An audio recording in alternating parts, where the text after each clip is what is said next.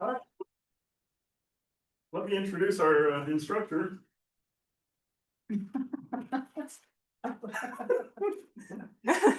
me. I'm gonna try to flip TV because I want that one on, but this one on. See if I can imagine with this.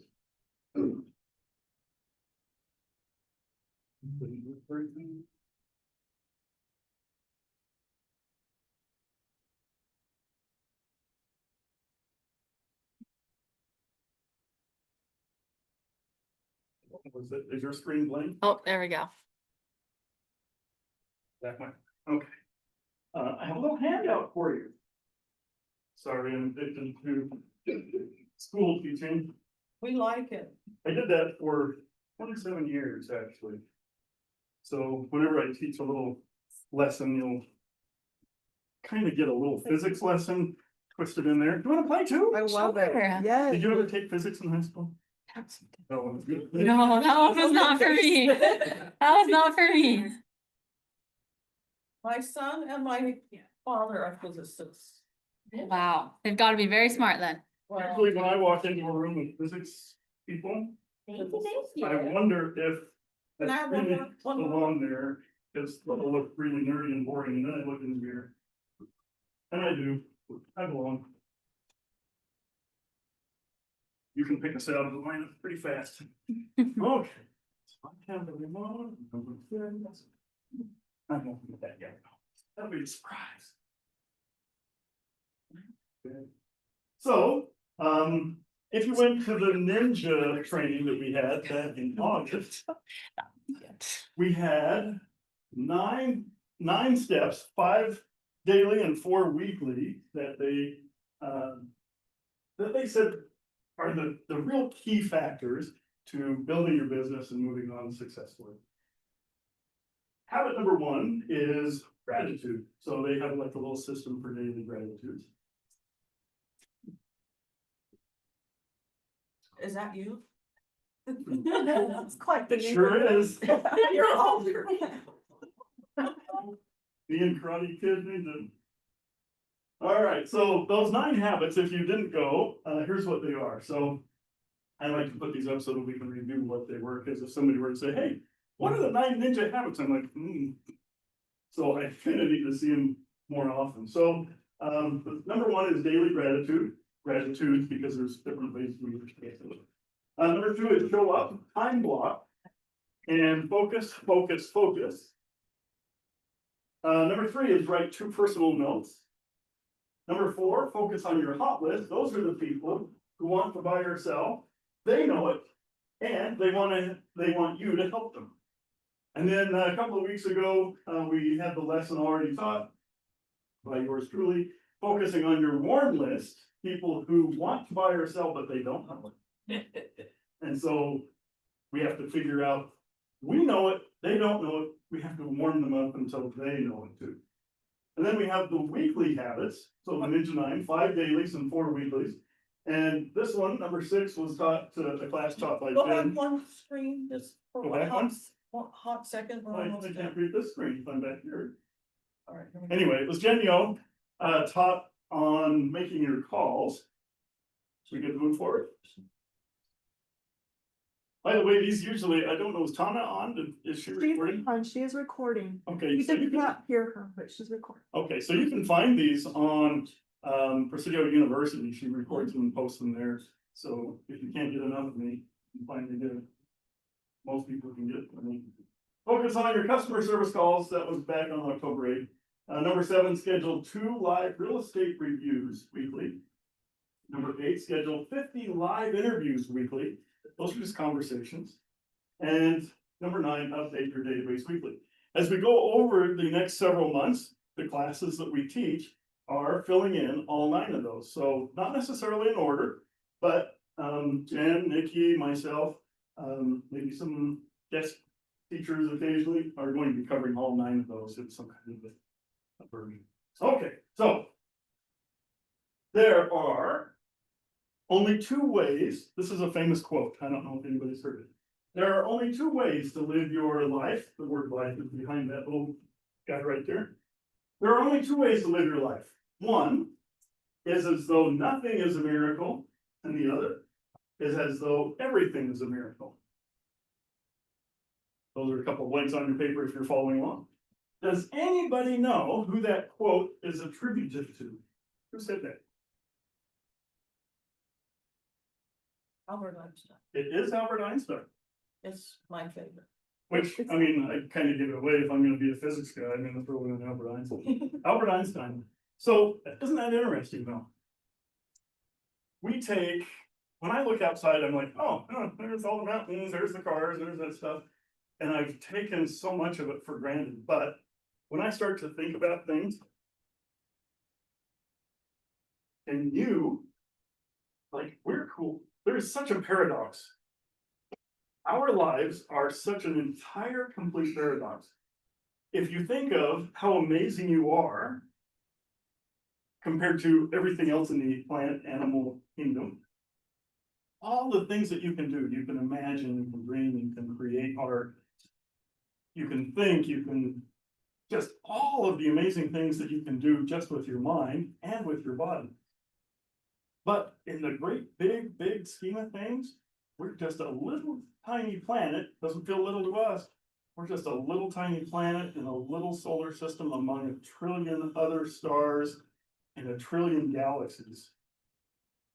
If we got flicked and never existed, it wouldn't matter at all. We are completely insignificant, and yet we're amazing. That's the paradox. Just let's give her a moment. That hit her hard. I know. Because It- you know what? we are. all know. We are amazing, and yet we're insignificant. Oh, That's the paradox, right? yeah. So,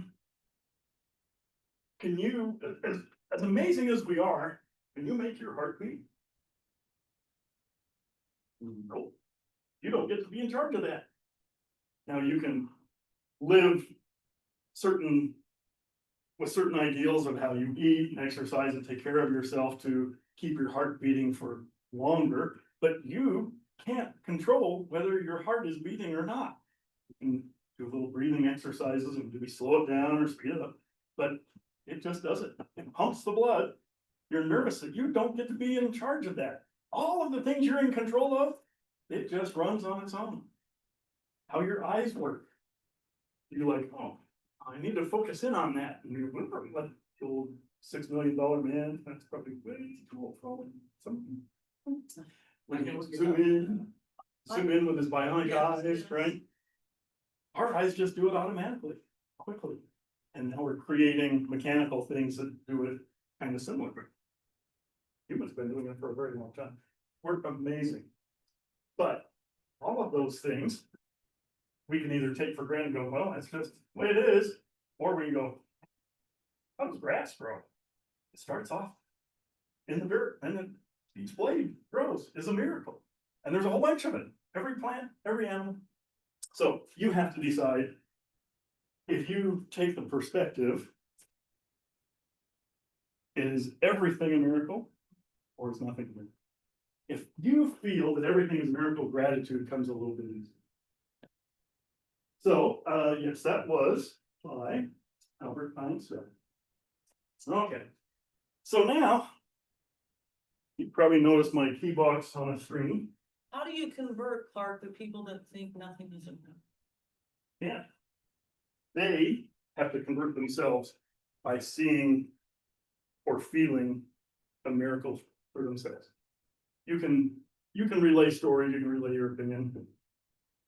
But you've seen Facebook arguments converting a Republican to be a Democrat or vice versa. They just entrench themselves in. You can't until they want to see it. When they want to see it, when they're ready, then they. Okay, so I have a key box. What do we put inside of a key box? Keys. Oh, the key. The key is the thing that opens something. So here's kind of like that paradox of, are we amazing or are we insignificant? This is my gratitude dilemma.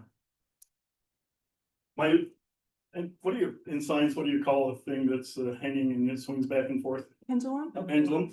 So this little pendulum with a key box on it, I have the two endpoints of that. They just changed potential energy to kinetic energy. That's a different thing. But for me, sharing and expressing gratitude can sometimes be kind of tough, even though I see everything as a miracle. I really do. Every car that still runs, everything to me is a miracle. But these are my tough spots. This little pendulum of gratitude for me, sometimes life is so tough, I can't see the good. I don't know if you've been there. Have you been at a point where life is so tough, when it is crumbling beneath you, around you, and on top of you, that you can't see it? It's hard to try to find gratitude, to find things to be happy about. And then things start to get better. And things are going really good. There's my other side of the pendulum.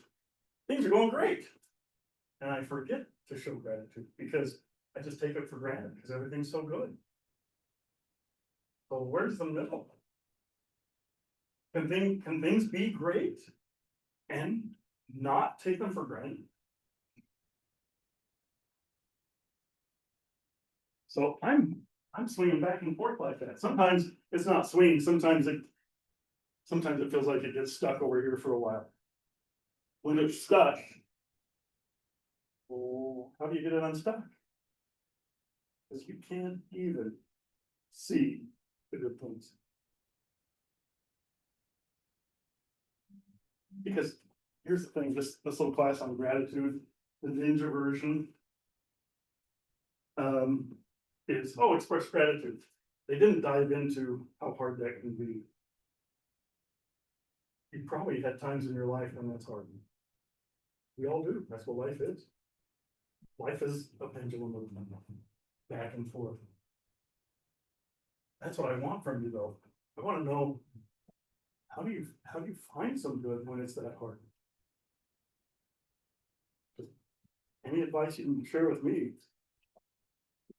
I would love. There's always people in your life that if you look for it, they will help you find it. It doesn't matter how hard your life is, if you take a minute to step back and think, I need to find some good, start trying to find it. If you can't find it, there's going to be somebody in your sphere that will fill it and help you fill it. They can help you. And then there's probably someone in your sphere that is going through something worse. Mhm. Sometimes we're so busy looking inside that we can't see outside. But there's a lot of people going through stuff worse. Sometimes it's visible, sometimes it's physical or easy to notice, and sometimes it's inside. It's hard. My premise is that when I'm stuck over here, the only way to get unstuck is to find some way to express that gratitude. And then when I'm over here, when things are going good, remember what that was like. Yeah. Remember in the middle, that's where the action is. If we go back to that potential and kinetic energy, potential means that it's not moving, it has the ability to do something. And then kinetic energy is when it's moving, it's energy moving and flowing, and then it goes back to potential. We want to stay in the movement part and not get stuck in potential energy where we're not moving. It's too easy for me when things are going good. I'm like, man, I rocked that. Well, did I? No, it wasn't that much me. It was the people around me. Isaac Newton had a famous quote of, if I've attained any majestic heights, and I'll paraphrase it, it's only from standing on the shoulders of giants. So, by the way, Isaac Newton was probably the smartest guy that ever lived. A little smarter than Einstein, didn't have quite the technology and other stuff. He had to invent calculus so that he could do the physics that he wanted to do. And he's giving credit to the giants picking before him to set that foundation. So it's not getting too caught up in our own ego, into our own selves, thinking that we really did that much. We may have achieved a lot, we may have worked hard, but I work hard all the time and I don't get hardly anything done. Like my achievements, they're pretty low on the scale, but I work hard. But some people have really high achievement. And hopefully they honor those. So this, just kind of keep that in mind of, this is the hard one for me though. So I'm gonna give you just a couple of minutes just to make a little note on your paper. How do you find gratitude in those hardest moments? This is just your personal note. Just as a reminder of the hardest things that you've had to go through. You don't need to share this. I may see if there's a volunteer to share. If they want to. But take 2 minutes and just think of some of the hardest dang times you had to go through and what you had to do. And then reflect back. If it's hard to remember if you had gratitude in that moment, how you got out of it. Looking back at it, what did you learn from it? And can you have gratitude for that moment now? From what you learned. When you There's too became. much to put in this thing. Just make a little note as a reminder for you. And then if you want, then you can finish it as like one of your daily gratitude exercises, but really just get a little reminder.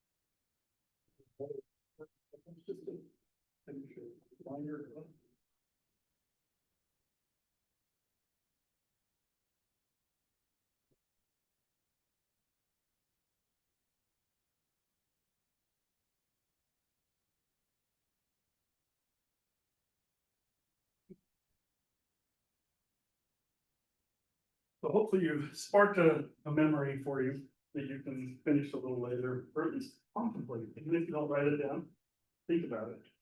And what you learned from it, and there's a lot of people who go through significant tragedies that seem so horrible. When you ask them if they would go back and change it, what do they say? No, Why? because it did something for them. It shaped them or created some sort of benefit that they enjoy in their life now, whether in learning, growth, opportunity to become something different, better. Force them to become who they are. Yeah. There was a TEDx talk of a girl in a snowboarding accident. She lost both of her legs, both of her kidneys, her spleen, was in a coma for quite a while. After several months, she got artificial legs. She hated them, they were heavy and bulky. She couldn't snowboard on them. She eventually got a kidney from her father. She worked with a designer and was able to modify artificial legs and ankles and feet so that she could go back to snowboard. And she's achieved and excelled and has become the top in her class in disabled snowboarding. And asked if she would go back and said, undo it.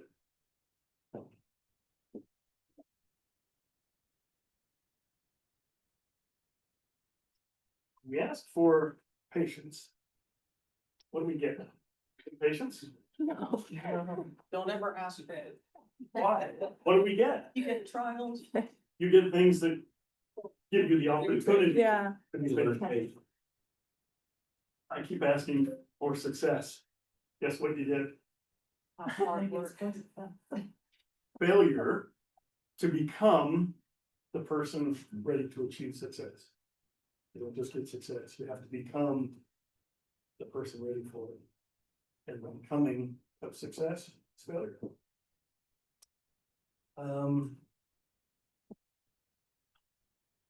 Anybody want to share? There's a. Family person did one?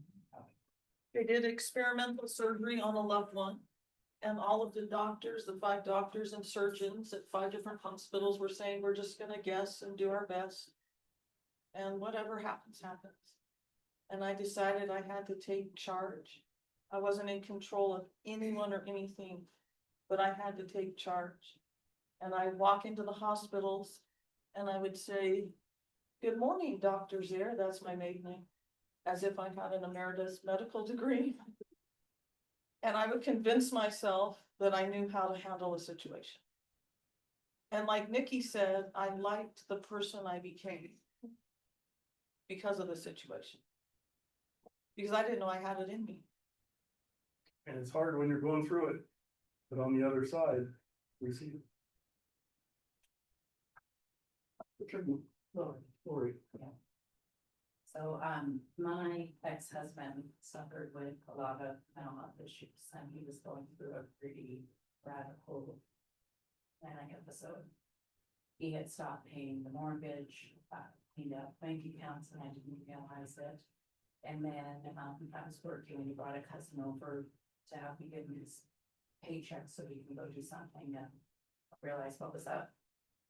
Then he told me he was leaving me with kids. And I had a baby. I had a little son less than 2 years old. And I wasn't sure where we were gonna go, what we were gonna do, had nothing. And I was offered to take us in. My dad had just lost his job and didn't have a lot of money.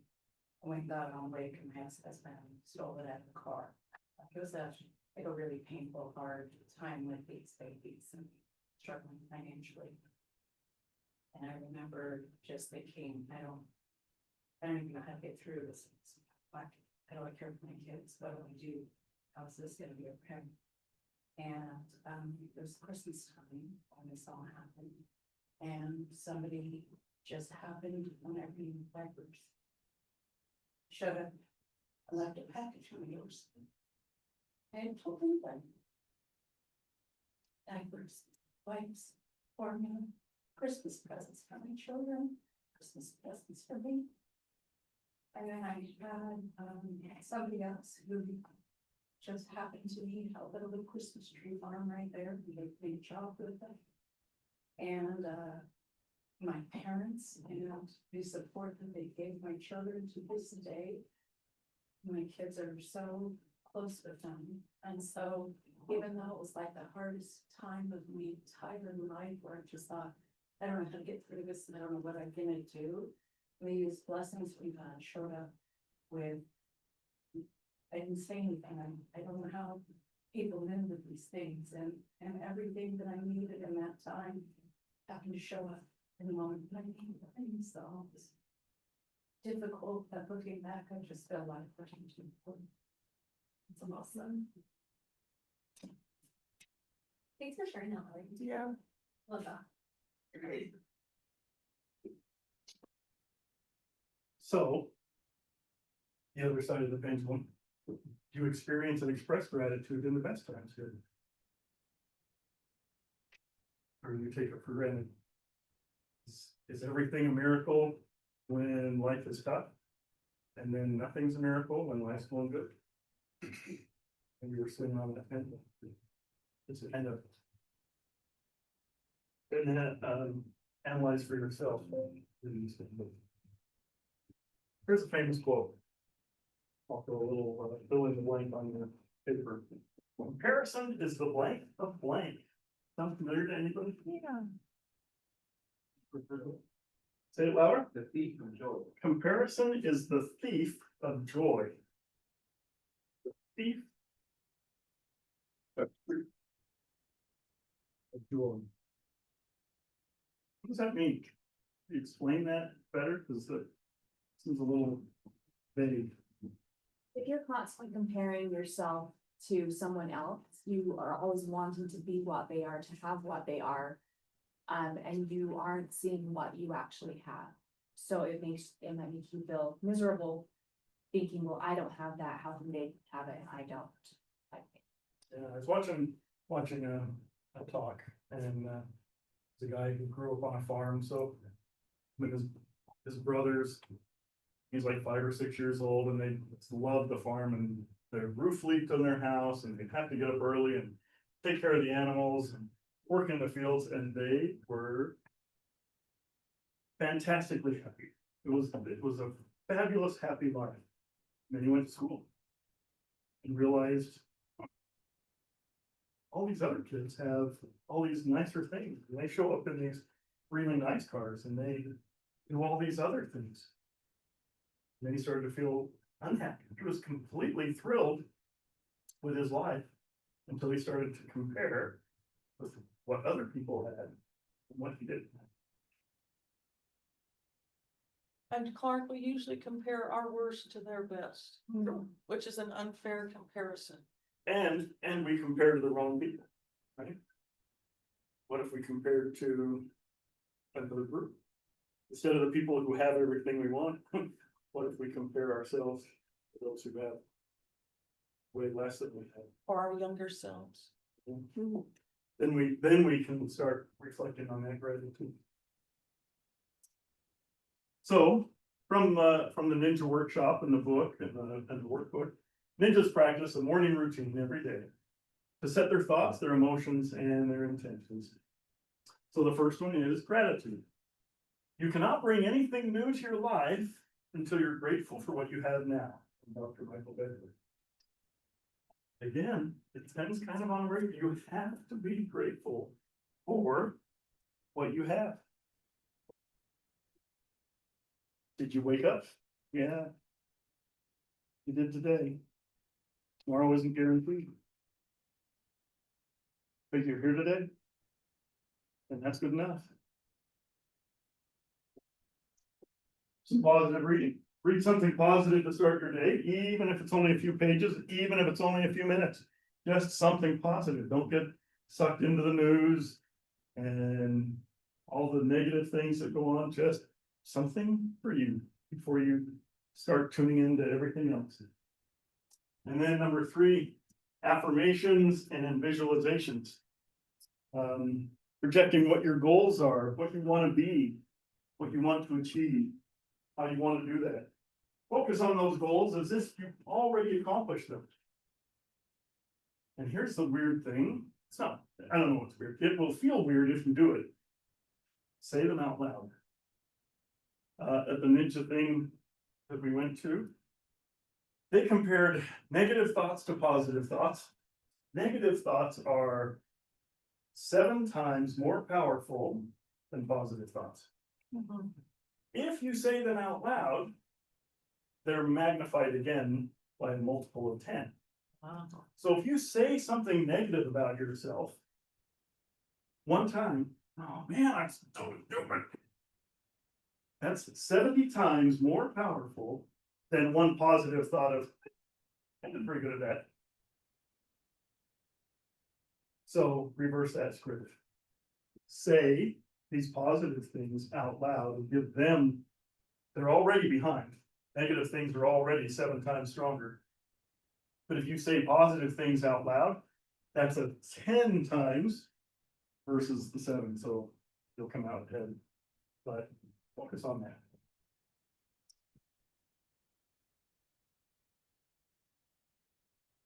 Uh-oh. Who's that guy? Elvis. Elvis. Oh dear. Don't get caught in a trap. Here's the trap that they warned us about. That visualization step, step number 3, without gratitude first, is a psychological reminder of lack, and it creates a focus on what you don't have. So if you do that visualization stuff, but you didn't do the step of gratitude for what you do have, you skip that, and you're focusing on all of your goals and aspirations and affirmations and visualizations. Without the gratitude step, it creates the focus of what you don't have. And what you focus on expands. You have to preempt it with gratitude. That's why it's the key box. It holds the key. This is the key to everything else.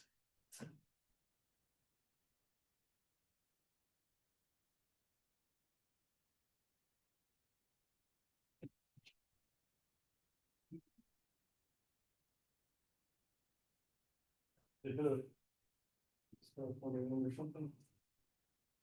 Oh, it might not.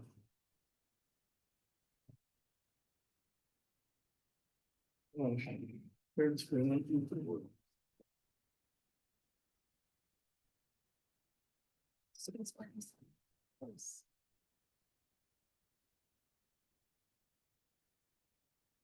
You did it. Maybe it's just the end. That might be the last slide. All right, so just to wrap up. What do you think is the big point of gratitude?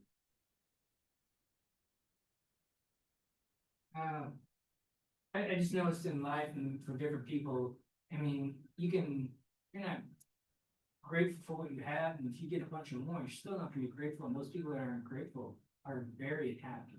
But once you're grateful, for some reason, you're happy, but you have, and you get more, you're like, hey, I'm happy no matter what, if I have less or more. And happy people tend to have a better life. Absolutely, and happy people tend to live in abundance. Yeah.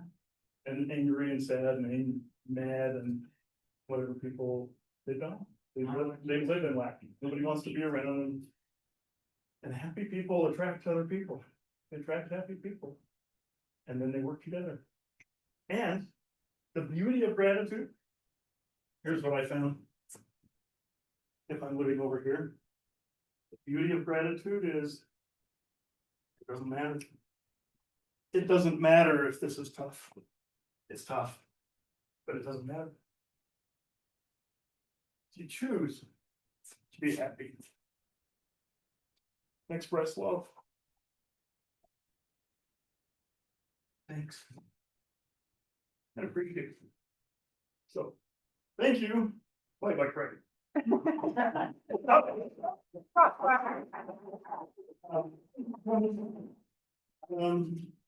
I appreciate your patience and time, and hopefully it gives you pause to reflect on the tough times and the good times, and share your lessons and your love with those around you. So with that, it's all done, and I think we're right on time. So any final announcements from anybody else? There's still tacos. Really? Oh, there's So much. taco plenty.